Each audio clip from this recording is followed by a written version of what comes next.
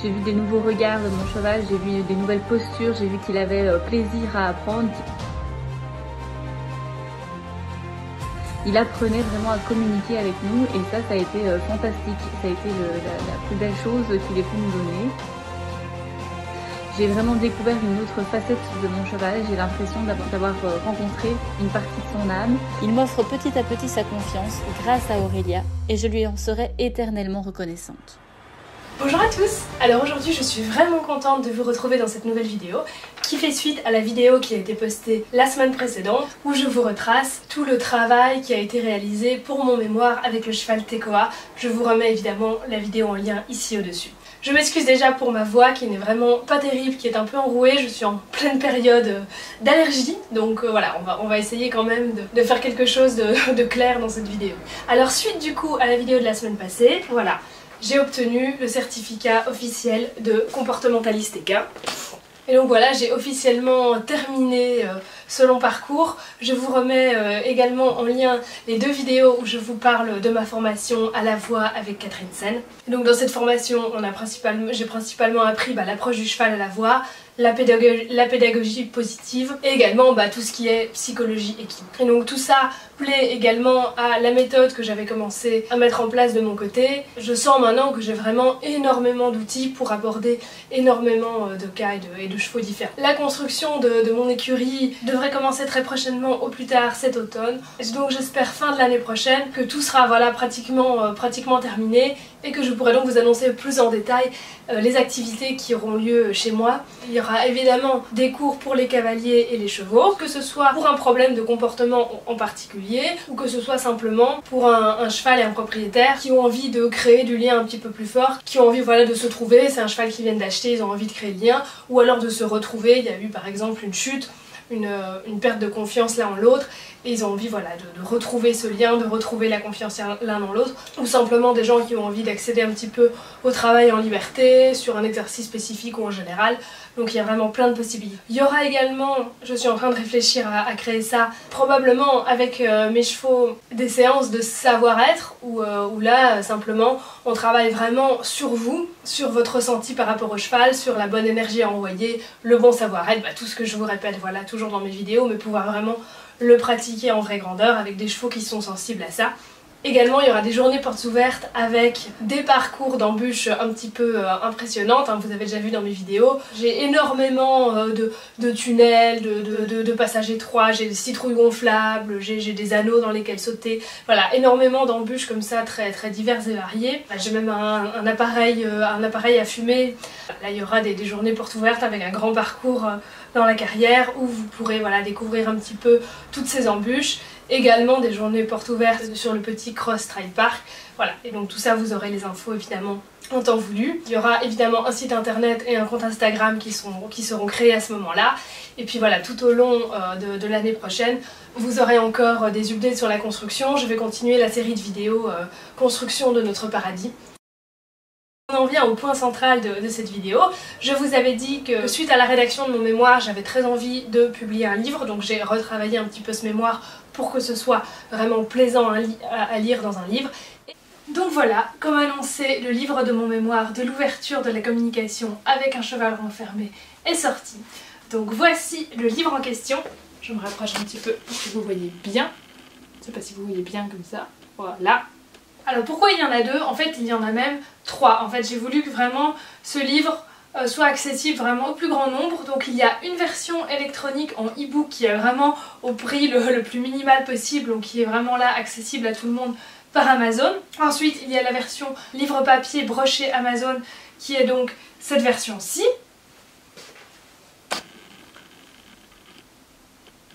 Donc là cette version est au prix de 12 €. Et donc là on a une impression couleur et donc on a également toutes les photos en couleur également, voilà. Comme ça voilà, vous voyez un peu à quoi vous attendre. Ensuite, parce que je sais que certaines personnes ne sont pas très fans du site Amazon ou tout simplement n'ont pas spécialement de moyens de paiement par internet et donc préféraient s'adresser directement à un libraire, on a donc cette version-ci. Donc avec la mention ici livre en papier, donc que j'ai édité et fait imprimer avec la société belge Le Livre en Papier. Et donc cette version est une version beaucoup plus artisanale, la qualité de l'impression est vraiment meilleure, le papier est également beaucoup plus épais que sur la version brochée Amazon. La qualité des photos dans le livre est également franchement bien meilleure. Donc voilà, pour ceux qui veulent un livre un petit peu plus qualitatif, un petit peu plus artisanal du coup que la version Amazon qui est franchement très très belle, qui est vraiment parfaite, mais ce livre aussi qui est du coup un petit peu plus cher parce que c'est fait par un imprimeur qui imprime à moins grande échelle que Amazon. C'est donc une petite société belge et je suis vraiment très très contente d'être passée par eux parce que ça m'a permis d'avoir un contact direct en fait avec un humain, d'avoir des petits conseils aussi pour la mise en page, alors qu'avec Amazon, il n'y a pas vraiment moyen d'avoir leur call center, d'avoir quelqu'un en ligne quand on a des questions, etc. Et donc là, c'est vrai qu'avec le livre en papier, j'ai eu vraiment des humains en face de moi qui m'ont guidée et qui m'ont aidée voilà, dans l'impression de ce livre. Donc voilà, je suis vraiment très très contente d'être passée par eux. Et donc ce livre-ci est disponible sur leur site si vous voulez payer par internet. Pour les Français, il vaut mieux passer par le virement bancaire apparemment. Vous pouvez tenter le paiement par carte, mais apparemment pour les Français ça marche mieux avec le virement bancaire. Et si vous n'avez pas de moyen de paiement par internet, comme je vous disais, vous pouvez passer par votre libraire et donc lui demander de commander le livre directement sur le site. Donc le site du livre en papier, la page de mon livre sur ce site, je vous mets tout en description, ainsi que évidemment les liens aussi pour avoir l'e-book et le livre papier sur Amazon.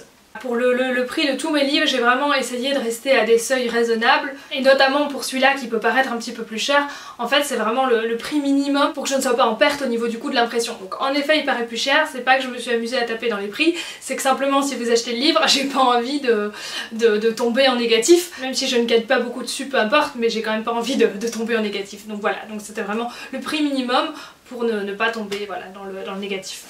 Un petit conseil encore pour l'e-book, suivant si vous le lisez sur téléphone, tablette ou liseuse Kindle, c'est très difficile, comme il y a pas mal de photos, d'ajuster la mise en page pour que ça convienne à tous les formats. Donc si jamais vous sentez qu'il y a une photo que vous voyez pas bien, qui est un petit peu coupée en bas de page, n'hésitez pas à passer au mode paysage ou au mode vertical, voilà, d'alterner un petit peu d'un mode à l'autre. Ça a été vraiment très difficile d'avoir une mise en page qui soit parfaite vraiment sur les trois formats. Comme vous le verrez, je commence le livre par des remerciements à Domino et je les réitère encore une fois ici en vidéo. Si ce livre est sorti, c'est évidemment grâce à la formation que j'ai suivie avec Catherine, grâce à Maëlys, grâce à Tekoa, qui sont les sujets principaux de ce livre, grâce aussi à Carès qui a suivi toute la formation avec moi, grâce à Bantos qui a participé un petit peu également. Mais voilà, celle qui est vraiment à la base de tout ça, c'est vraiment Domino, celle qui m'a poussée vraiment à me lancer là-dedans, comme je vous l'ai dit plusieurs fois, celle qui m'a vraiment appris en fait la base de ma méthode, et après voilà j'ai pu construire dessus en rajoutant des clés, en suivant des formations, mais clairement j'aurais pu suivre toutes les formations que je voulais si j'avais pas eu Domino à la base qui m'a vraiment aiguillée dans la communication, dans la juste communication avec elle. Je n'en serais pas là. Et donc ce livre, c'est vraiment grâce à elle si elle est ici. Elle nous a quittés en 2021 et je me dis qu'en 3 ans, depuis son départ, je m'étais promis voilà, de faire vivre sa mémoire et comme je vous dis toujours, de transmettre tout ce qu'elle m'a transmis. Et je me dis qu'en 3 ans déjà, voilà, j'ai déjà bien avancé. Je vous lis quand même rapidement la 4e de couverture qui est disponible aussi sur le site si vous voulez aller la relire. Et je vous mets voilà, en fond quelques images avec Tekoa, un petit avant-après, comment il était avant qu'on travaille et ensuite après le travail. Chevaux de clope, chevaux au passé difficile. Plus de chevaux qu'on ne le croit sont renfermés et ne communiquent plus normalement. La façon traditionnelle dont nous dressons et travaillons les chevaux les pousse à se renfermer ou tout au moins à détériorer leur communication. Ils se contentent de répondre, comme des robots, à nos sollicitations, mais ne s'expriment pas. Si bien que nous avons oublié comment communique vraiment un cheval, comment lire les signes et y répondre. Les chevaux blasés, éteints, tu ne peux pas leur demander quoi que ce soit ou leur apprendre plus que ce qu'ils ne connaissent déjà ou lier un lien avec eux. Le nombre de fois que j'ai entendu ça. Il est vrai qu'au premier abord, la plupart ne sont pas toujours très coopératifs et plutôt indifférents. Mais souvent, si quand on rentre dans leur espace, avant d'imposer quoi que ce soit, on écoute ce que le cheval a à nous dire, le cheval va petit à petit s'intéresser à nous et être à l'écoute à son tour. Il faut s'intéresser à la source du problème et non à sa conséquence. Les chevaux renfermés sont comme n'importe quel autre cheval. Ils ont juste enfoui leur instinct plus profondément. Mais si on croit en eux, si on réveille cet instinct, si on leur propose sans jamais rien imposer, alors ils ne demandent qu'à apprendre et à nous apprendre. C'est à nous d'agir et de voir les chevaux autrement que comme des instruments de travail. Chaque cheval est différent, c'est donc à nous, cavaliers, de nous adapter, d'apprendre leur code et réveiller leur regard, avant de penser à demander quoi que ce soit. Moi j'y ai cru. Mon regard sur eux a changé. et le regard sur moi a lui aussi changé. Si vous souhaitez communiquer avec votre cheval et découvrir étape par étape comment procéder, ce livre est fait pour vous. Donc voilà, donc dans ce livre vous aurez tout autant la partie pratique avec Tekoa, avec des clés vraiment que vous pouvez pratiquer tout de suite, mais aussi une grosse partie théorie. Je sais que j'ai eu des questions la semaine passée sur la vidéo qui est sortie sur le mémoire. C'est vrai que je ne parle pas de toute l'approche scientifique, de toutes les causes, les conséquences. Qu'est-ce que c'est vraiment un cheval renfermé, vraiment dans le détail, avec des articles scientifiques à l'appui. Vous trouverez tout ça dans ce livre. Et surtout, si vous achetez un de ces deux livres, ce qui serait vraiment très très chouette de votre part, c'est de laisser un avis, un commentaire ou même juste un nombre d'étoiles. Voilà, ça permet aussi de mettre le livre un petit peu en avant. Tous les commentaires, toutes les revues seront vraiment les bienvenus, donc n'hésitez pas à faire tourner, même si vous par exemple le livre vous dites moi ça m'intéresse pas, mais que vous connaissez quelqu'un à qui ça pourrait parler, n'hésitez pas vraiment à le faire tourner.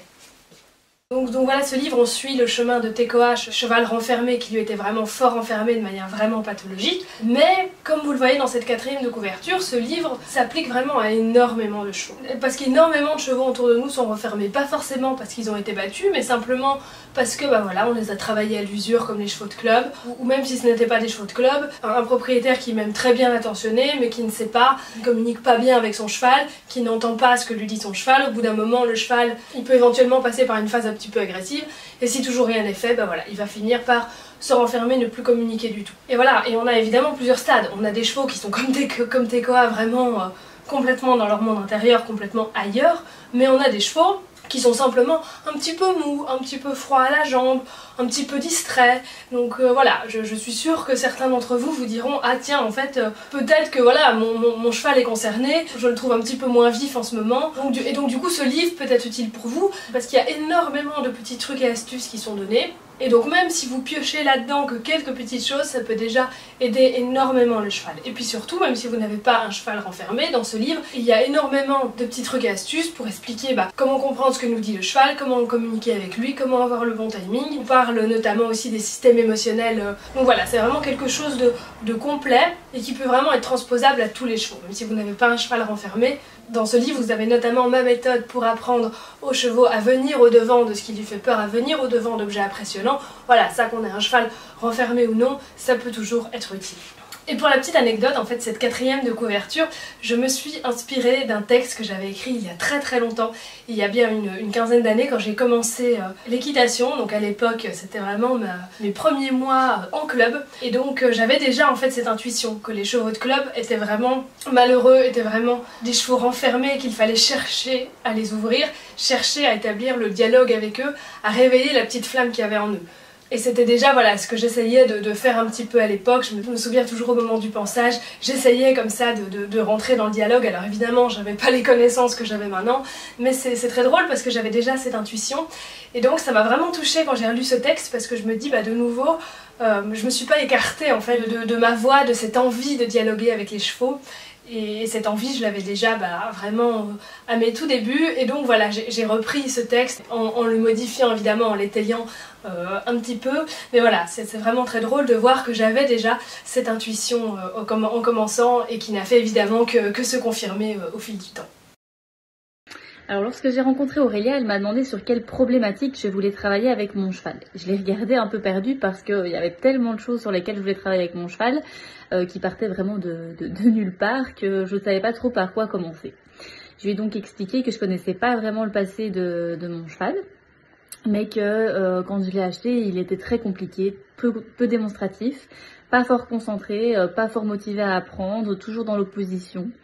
J'avais l'impression de l'ennuyer quand je lui apprenais quelque chose. En plus, il me bousculait, j'avais souvent sa tête dans la figure, il venait me marcher sur les pieds. J'avais l'impression de ne pas me faire respecter, et en même temps, j'avais l'impression qu'il n'avait pas de conscience de son corps, conscience de son poids, conscience de son environnement.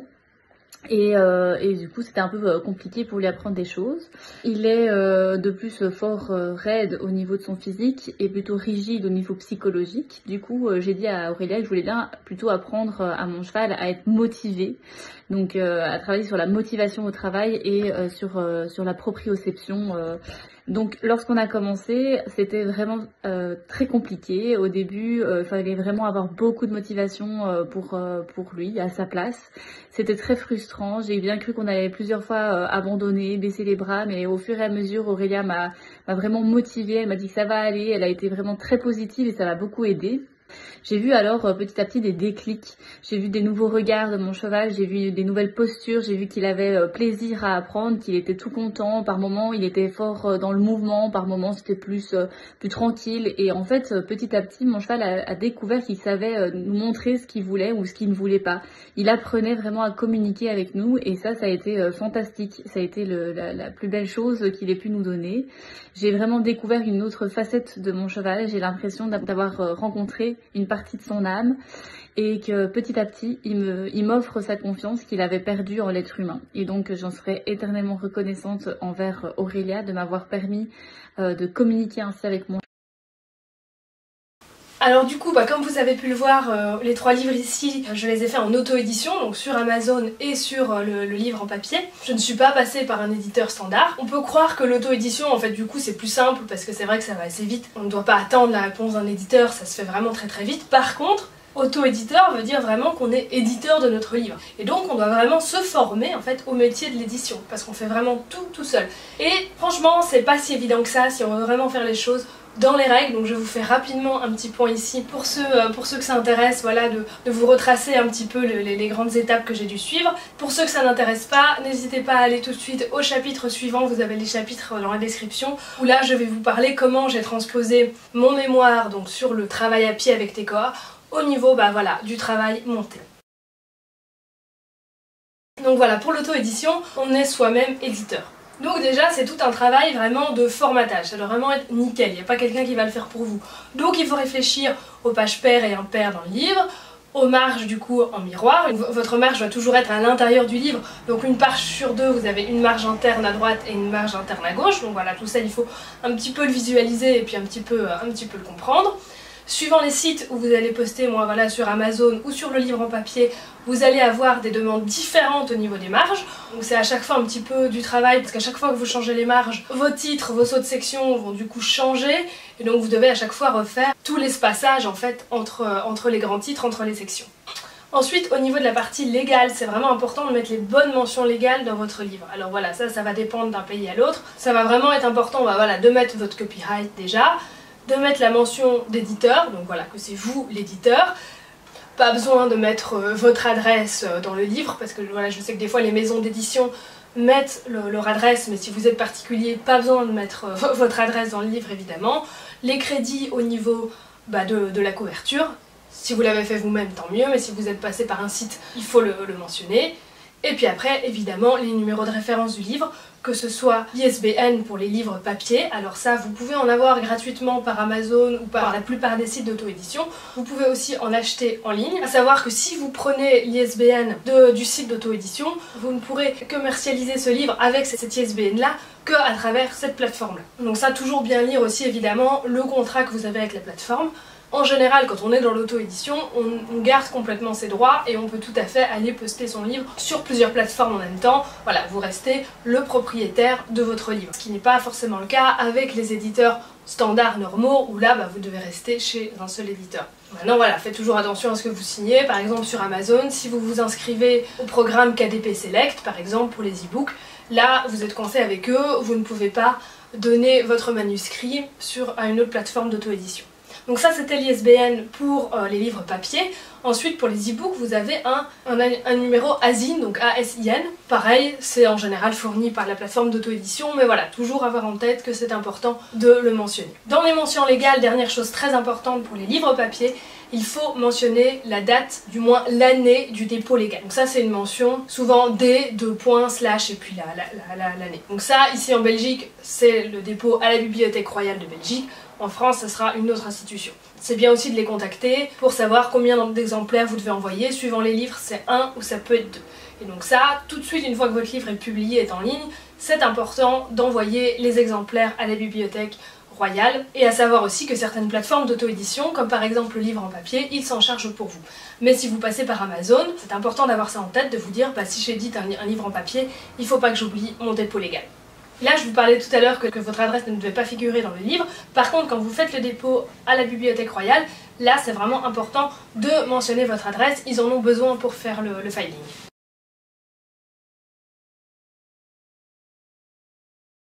Ensuite, ce qu'il faut vraiment faire attention aussi, c'est au niveau des droits d'auteur. Tout ce qui est citation dans votre livre doit vraiment être bien référencé au niveau des notes de bas de page. Faites attention aussi à ne pas citer des discours entiers ou vraiment des parties de livres entiers, ça doit vraiment être vraiment des parties de phrases, des petits paragraphes, mais pas des choses trop longues. Si vous mettez des photos, faites bien attention que ce soit des photos que vous ayez prises. Si vous empruntez des photos sur le net, demandez à l'auteur la possibilité de les utiliser, ou alors faites attention à ce que ce soit des images libres de droit, mais pas seulement libres de droit tout court, libres de droit à usage commercial. Et ça, pareil, ça j'ai failli me faire avoir, mais ça pareil pour la police d'écriture. En fait, moi je m'étais dit, bon, bah, j'utilise une police qui est sur Word et puis tout va bien. Et ben non, toutes les polices sur Word ne sont pas libres d'usage commercial. Vous pouvez tout à fait les utiliser, imprimer des documents, mais si vous commencez à vendre des documents avec cette police, c'est différent. Alors vous pouvez utiliser cette police tout à fait librement pour des t-shirts, des couvertures de livres, pour des logos, que ensuite voilà, vous commercialisez, ça apparemment ça marche. Par contre, pour l'intérieur d'un livre, et apparemment ils sont plus regardants là-dessus au niveau des e-books, là c'est vraiment important d'avoir une police avec la bonne licence. Donc ça peut se vérifier en ligne, parce que pour chaque police, voilà, vous avez une licence qui est disponible en ligne et vous pouvez vérifier les types d'usages qui sont autorisés. Moi je suis du coup passée par une police Google qui s'appelle la EB Granamond, que j'ai pu télécharger et qui elle est complètement gratuite et qui est d'usage et qui a un usage commercial tout à fait autorisé. Après, où il faut aussi savoir se renseigner, c'est au niveau des impôts, où est-ce qu'on va déclarer ce qu'on gagne par rapport aux revenus de notre livre. Donc moi j'ai contacté le service des impôts et je pense voilà le mieux c'est vraiment de contacter le service chacun de son pays et de demander, comme ça vous êtes sûr, et de demander aussi un email, comme ça vous avez une trace écrite, une trace que vous avez demandé, une trace de la réponse qu'on vous a donnée. Donc moi ici ce qu'on m'a dit, vu que Amazon donne une fiche fiscale où il décrit vraiment voilà les revenus que vous avez perçus, etc. Comme on a cette fiche, on peut le déclarer au code 1117 en Belgique au niveau des impôts. Donc ça c'est un code sur les droits d'auteur. Et donc là vous déclarez vos revenus, moins évidemment tous les frais que vous avez dû faire, si vous avez dû commander des épreuves pour vérifier votre livre, si vous avez dû payer quelqu'un pour faire une couverture, tout ça vous déduisez. Par contre, si vous n'avez pas de fiche fiscale, comme par exemple sur la plateforme Livre en papier, ici, il faudra déclarer sous le code bénéfices et profits de prestations. Donc ça c'est un code plus général, c'est le code 1200, de nouveau ici en Belgique. Au niveau du statut, alors ça de nouveau il y a la théorie et la pratique. Normalement voilà, dès que vous commercialisez quelque chose, le mieux c'est de prendre quand même un statut, de faire une société. Après, si vous vendez que 2-3 exemplaires, vous vous mettez en auto-entreprise, ça ne vaut pas forcément le coup et vous avez tout à fait le droit au niveau des impôts de déclarer au code 1117 en étant simplement personne privée, particulier. Pas obligé d'être une personnalité morale. Par contre, si les ventes commencent vraiment à décoller et que vous commencez vraiment à percevoir des revenus tous les mois avec ça, là clairement il faut régulariser la situation. Voilà, suivant les pays, de nouveau, vous pouvez constituer une société avec un capital social à 1 €. C'est un petit peu de démarche, mais c'est pas quelque chose de complètement inabordable. Voilà, moi quand j'aurai l'écurie, mon activité de comportementaliste vraiment à la maison, si ça vous intéresse, je peux vous faire une vidéo particulière sur ce point de quel statut j'ai pris, des démarches que j'ai faites pour mettre en place ma société par rapport à mon activité de comportementaliste. Donc n'hésitez pas à me dire en description. Et donc voilà, on en arrive à la dernière partie de cette vidéo, où là je vais vraiment vous parler tout ce mémoire, tout ce travail qu'on a fait avec Tekoa, à la voix, au savoir-être à pied, on va le transposer maintenant au monté. Voilà, après 1 mois de pause où voilà, moi j'ai travaillé sur mon mémoire et Maëlys, la propriétaire, était de son côté en vacances, etc. On s'est retrouvés, on continue les séances ensemble et maintenant voilà, c'était le choix de Maëlys d'essayer de monter Tekoa en licol. Et donc on va appliquer voilà, tout ce qu'on a fait à pied monté. À savoir que Tekoa elle le montait comme ça un petit peu en balade, plutôt en mort. Mais elle ne l'a jamais monté vraiment en carrière et quand elle le montait c'était assez catastrophique. Pas de mise en avant, pas vraiment de direction. Dès les premières secondes montées, qu'est-ce que je vois ? Un cheval qui n'a en effet aucune direction, pas vraiment d'arrêt, qui est complètement perdu en fait et qui finit un petit peu par s'agacer, secouer la tête, pas parce qu'il ne veut pas faire, mais de nouveau parce qu'il ne comprend pas du tout ce qu'on lui veut. Donc c'est vraiment un cheval qui n'a peut-être pas vraiment été débourré. Quand on montait dessus comme ça en balade, bon bah voilà en balade c'est tout droit, on suit les chemins, il y a quand même une logique. Là comme ça en carrière, en fait il n'a aucun code, il est perdu, il sait pas du tout ce qu'on lui veut. Donc on va vraiment, et ça c'est super intéressant parce qu'on va vraiment redébourrer en quelque sorte Tekoa, lui réapprendre les codes montés, et donc on va faire ça directement au licol.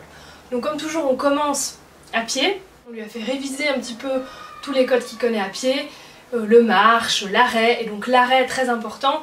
Là, je l'ai fait tout de suite travailler à Maëlys avec le souffle, pour vraiment qu'elle puisse avoir une présence ensuite en selle. Donc pas seulement la voix, mais vraiment travailler sur l'énergie, sur demander l'arrêt avec un oh là si on veut, mais surtout souffler, se mettre en arrière, sentir vraiment au moment de l'arrêt, hop, une décontraction du corps. Et souvenez-vous, je vous remets également la vidéo ici en lien. Avec Abantos et Carré, j'avais appris les arrêts au souffle à pied et mondé, et c'est vraiment quelque chose, le cheval est vraiment très réceptif à ces arrêts au souffle, et ça travaille vraiment sur votre présence. Ensuite, dès qu'on est monté, ce qui est vraiment très important de se dire, c'est que ça change rien par rapport à ce qu'on a fait à pied. Je l'ai vu chez Maëlys, et ça, je vois chez bon nombre de cavaliers. À pied, on fait des choses, on parle, on est présent, et puis dès qu'on est en selle, il n'y a plus rien. Il n'y a plus rien. On est là avec nos rênes, éventuellement un petit peu nos jambes, et donc on ne parle plus, on n'a plus de présence, on est complètement dans le tirer, pousser, voilà, on retombe de nouveau dans le contrôle, et on oublie tout ce qu'on a vu à pied avant. Donc je lui ai dit, mais à cheval c'est pareil, on va réutiliser les mêmes codes. Pour marche, il va lui dire marche, tu peux mettre un petit peu de jambes pour qu'il associe, mais il connaît le mot marche, donc on va lui redire marche. Pour l'arrêt, voilà, on va travailler les arrêts au souffle.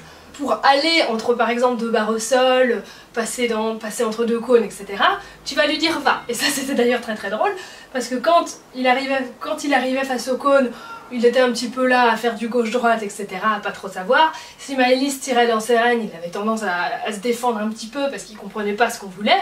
Et hop, dès qu'elle disait va, hop, là, il se redressait et il allait tout droit dans les cônes. Donc voilà, il faut vraiment pas oublier les codes qu'on avait à pied, ils vont nous resservir vraiment monter.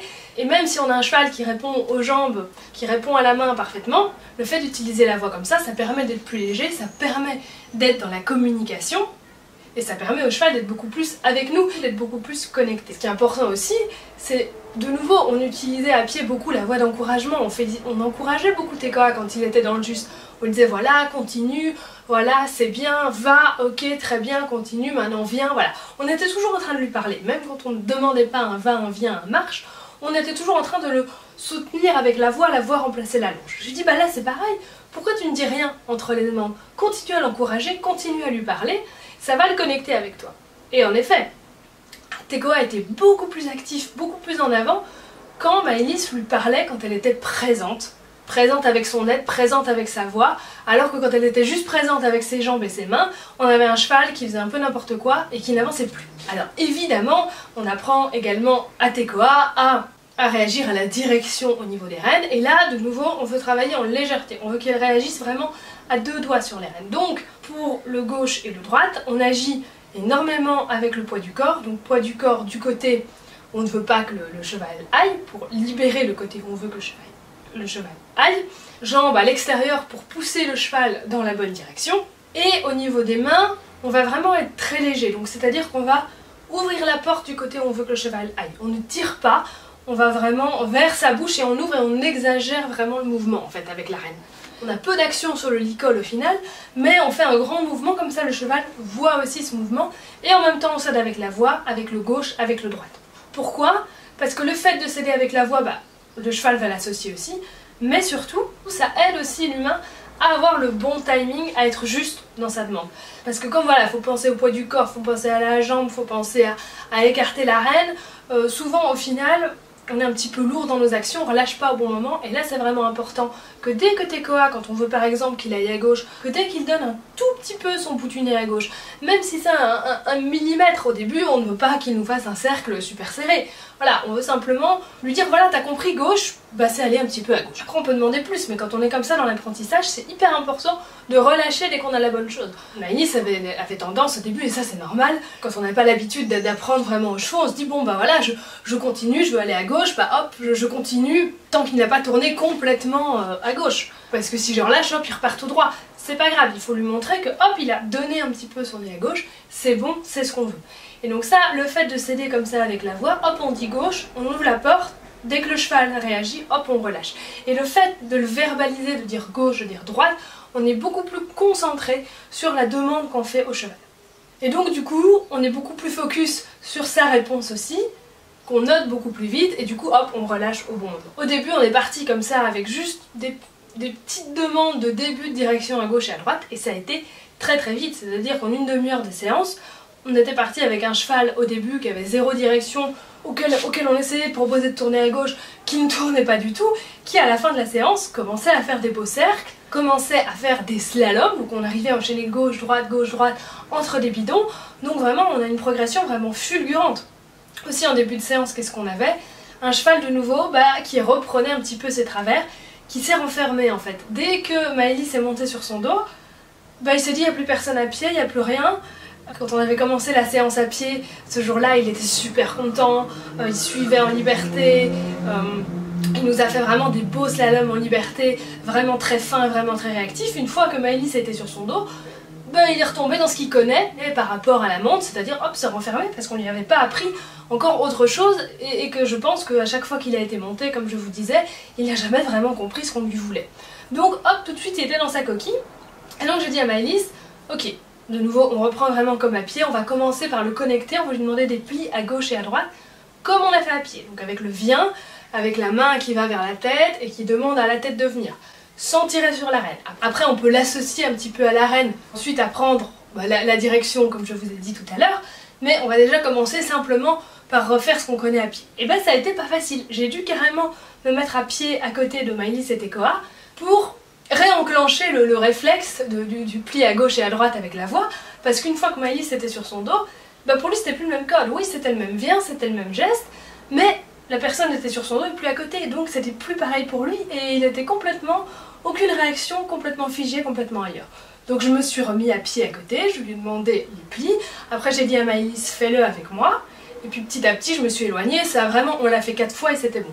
Ça a vraiment été très très vite, mais il a fallu repasser par ça, et après il était de nouveau super léger, donc comme quoi un cheval peut être vraiment lourd comme ça parce qu'il n'a pas compris, mais une fois que nous, on a compris en fait ce qui bloquait et pourquoi le cheval ne comprenait pas, une fois qu'on apporte la solution au cheval, tout de suite, il s'ouvre, il est là, il a envie de faire en fait. Souvent quand on a un cheval qui est comme ça figé, on dit oh, il a pas envie, il n'est pas motivé.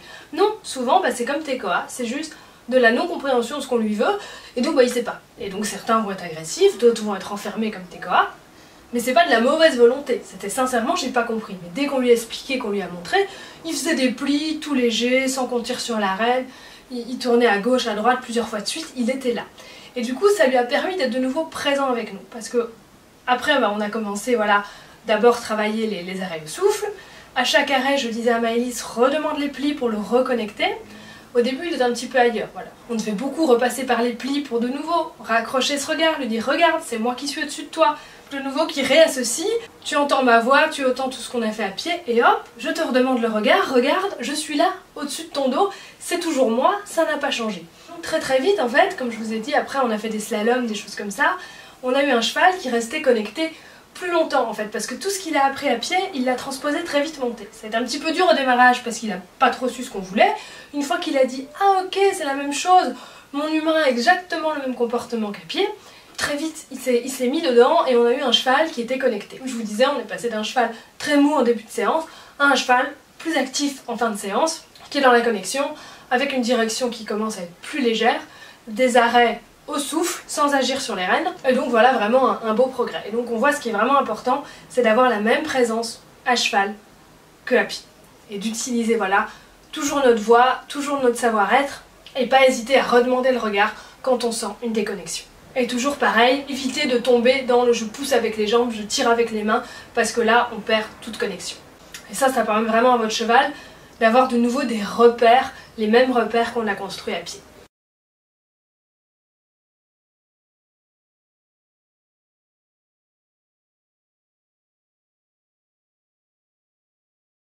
Et bien voilà, j'espère que vous avez de nouveau appris des choses avec nous et que cette vidéo vous a plu. J'espère vraiment que vous allez aller consulter mon livre. N'hésitez pas à me faire des retours directement sur les sites des marchands parce que ça permet aussi que le livre soit plus référencé, plus mis en avant. Donc n'hésitez pas à mettre des commentaires, à donner une note. Et n'hésitez pas comme d'habitude à me faire également vos retours ici sur YouTube en commentaire. Le petit pouce bleu ça fait toujours plaisir.